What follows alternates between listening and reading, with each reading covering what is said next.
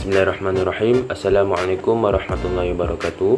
Saya Muhammad Zulfaqar bin Abdul Halim dari kelas 1 semester 3 Diploma Pendidikan Islam.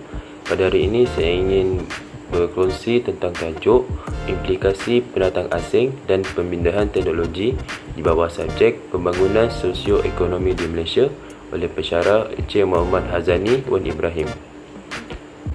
Baiklah, sebelum itu saya ingin menerangkan isi kandungan yang saya akan ceritakan di bawah tajuk tadi. Ialah yang pertama, apa itu kategori pendatang asing dan juga keperluan pemindahan teknologi itu untuk apa. Tapi sebelum itu, Malaysia adalah antara 10 buah negara teratas yang tersenarai sebagai penggaji warga asing tertinggi di dunia. Pekerja asing di Malaysia terdiri daripada datangnya dari negara Indonesia, Filipina, Bangladesh, Nepal, India dan China.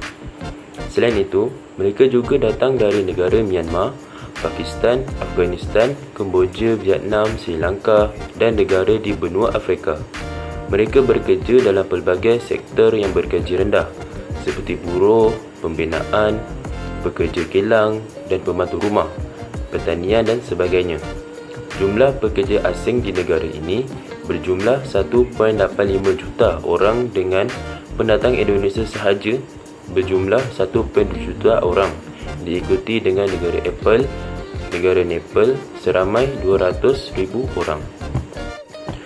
Kita pergi isi kandungan yang pertama, iaitu kategori pendatang asing. Kategori pendatang asing ini boleh dikelaskan atau dibahagikan kepada dua, iaitu pekerja yang datang secara sah atau pendatang asing tanpa izin, yakni parti.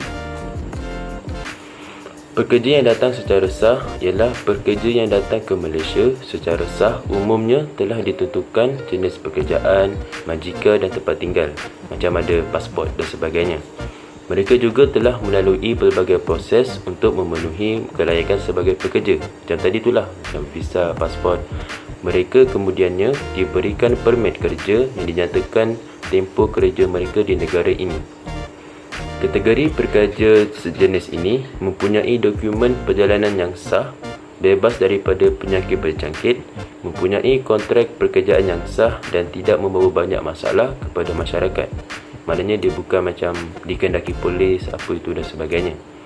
Majikan mereka juga lebih bertanggungjawab dengan menyediakan tempat kediaman, makanan dan perkhidmatan perubatan. Kategori yang kedua ialah pekerja yang datang secara pendatang asing tanpa izin, yakni parti. Ialah parti tidak pernah melalui proses seperti kategori pertama yang pekerja yang datang secara sah. Selain itu, mereka tidak mempunyai dokumen perjalanan yang sah, berisiko penyakit berjangkit yang tinggi seperti tuberkulosis, yakni TB dan mudah dieksploitasi. Pendatang asing yang tidak mempunyai visa ataupun pasport akan menggunakan lorong semut di sepadan untuk membolosi kawalan keselamatan negara, macam di kawasan kampung ataupun di kawasan pedalaman, menipu pas pengajian pendidikan, menggunakan pas lawatan sementara dan berkahwin dengan warga negara tempatan untuk mengelakkan ditangkap oleh pihak berkuasa atau immigration. Kehadiran pekerja asing bertujuan untuk memenuhi permintaan di sektor kritikal seperti pembinaan dan peladangan, macam buat projek besar. Jumlah parti seramai 600,000 orang boleh saja mendatangkan persepsi negatif masyarakat terhadap kerajaan Malaysia. Usaha kerajaan seperti pengampunan, sebatan dan pembukaan pengambilan pekerja asing yang baru tidak pernah menghalang lebih ramai parti untuk mencari rezeki dari negara ini. Walaupun kerajaan dah macam bagi denda atau sekatan, tetapi ada je parti yang datang secara tidak sah. Hakikatnya, semakin ramai pekerja asing khususnya parti yang datang ke Malaysia, kepintaran dan kebijaksanaan agensi penguatkuasa yang terlibat belum mampu memberikan tindakan penyelesaian yang mantap bagi mengurangkan kehadiran parti ini. Antara kesan buruk kedatangan pekerja asing ialah yang pertama, mengancam keselamatan, kesihatan dan sosial masyarakat. Macam di kawasan perumahan ada macam rumah warga asing macam Bangladesh dan sebagainya, Kedua, peluang pekerjaan tempatan tersekat. Macam yelah, kalau ramai parti yang masuk bekerja, jadi orang Malaysia ni orang tempatan ni akan mulai tersekat, macam dah tak ada kerja, sebab segala peluang pekerjaan diisi oleh parti-parti yang pendatang asing ini. Seterusnya, memberikan kesan kepada ekonomi negara dari segi pertukaran duit, nilai mata wang. Sebab apa? Parti ini, negara mereka nilai mata wangnya lebih rendah daripada negara Malaysia. Jadi mereka akan menggunakan nilai mata wang Malaysia ini untuk ditukarkan kepada negara mereka. Jadi nilai mata wang Malaysia ni makin lama makin jatuh. Dan seterusnya ialah dapat menimbulkan masalah jenayah, seperti macam perompak. Kalau parti itu duitnya miskin, tidak dapat duit ataupun tidak bekerja, akan menimbulkan masalah jenayah. Selain itu macam rogol dan sebagainya. Oleh itu, terdapat kaedah untuk mengatasi masalah sosial pekerja asing, iaitu yang pertama dari segi kerajaan.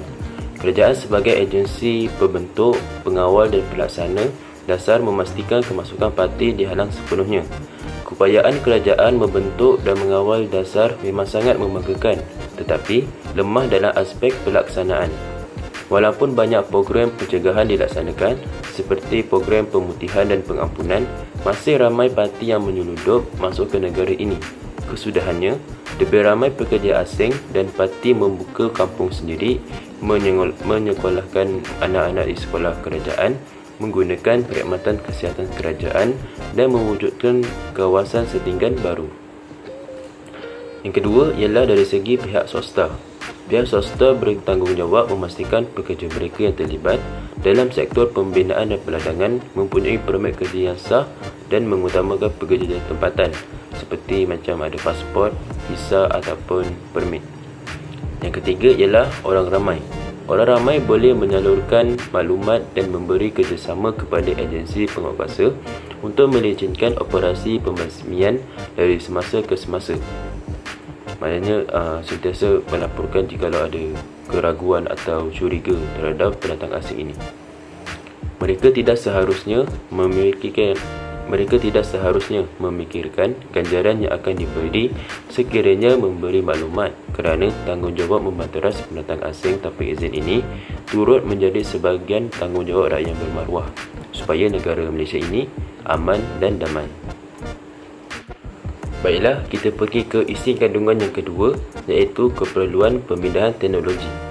Dalam tajuk ini, saya akan menerangkan apa itu definisi pemindahan teknologi dan mengapa perlu pemindahan teknologi. Definisi bagi pemindahan teknologi ialah usaha mengimport atau membawa masuk peralatan dan pengetahuan seperti kemahiran, tata cara dan teknik asing demi meningkatkan daya produktiviti industri tempatan. Contohnya macam teknologi daripada negara China, Jepun dan sebagainya, negara-negara yang moden. Seterusnya, mengapa perlu pemindahan teknologi? Yang pertama, untuk meningkatkan pengetahuan dan kemahiran tenaga kerja tempatan, lalu membaiki kualiti hidup mereka dan dapat menjamin masa depan mereka cerah. Seterusnya, teknologi moden seperti komputer dapat mempercepatkan pemprosesan data. Jentera-jentera seperti menuai dapat mempercepatkan pengeluaran hasil pertanian ataupun hasil perkilangan. Selain itu, dapat mempercepatkan pembangunan industri. Bahan-bahan mentah keluaran negara dapat dieksploitasi dengan lebih cekap menjadi barang siap. Seterusnya, menggalakkan pertukaran wang asing dengan mengekspornya. Contohnya macam padi. Membawa kepada perkembangan pesat dari segi kemudahan infrastruktur seperti jalan raya, lebuh raya, jalan kereta api, sistem telekomunikasi, bekalan elektrik dan sebagainya. Mewujudkan kesan rantai positif seperti pertumbuhan sektor-sektor ekonomi lain dan membuka peluang ekspor yang baru kepada negara. Contohnya, pengeksport komponen-komponen kereta oleh kilang yang ditubuhkan untuk membekalkan komponen kereta kepada Proton. Teknologi pertanian moden seperti bioteknologi dalam penghasilan baka-baka yang baik dan hidroponik dalam mengintensifkan proses pengeluaran dapat meningkatkan pertumbuhan sektor pertanian sejajar dengan wawasan pertanian negara. Mengatasi masalah kekurangan tenaga buruh dalam sektor pertanian. Contohnya, mesin menuai padi dalam membantu mengatasi masalah kekurangan buruh semasa musim menuai padi. Demikian juga, penggunaan teknologi canggih seperti robot boleh mengatasi masalah kekurangan tenaga buruh dalam perindustrian. Malahan, dapat memudahkan lagi pengurusan ataupun proses menuai padi. Pengepotan teknologi rumah tangga akan mempermudahkan kerja suri rumah tangga dan membolehkan mereka menumpukan kepada kerja-kerja yang lebih produktif seperti anak-anak atau bekerja sambilan. Pengepotan alat rawatan perubatan boleh meningkatkan taraf kesihatan rakyat, macam contoh pembedahan ataupun nak mendapatkan hasil keputusan DNA dengan cepat. Itu sahaja daripada saya yang ingin kongsikan kepada semua orang. Wabillahi taufiq wal hidayah. Wassalamualaikum warahmatullahi wabarakatuh. Sekian, terima kasih.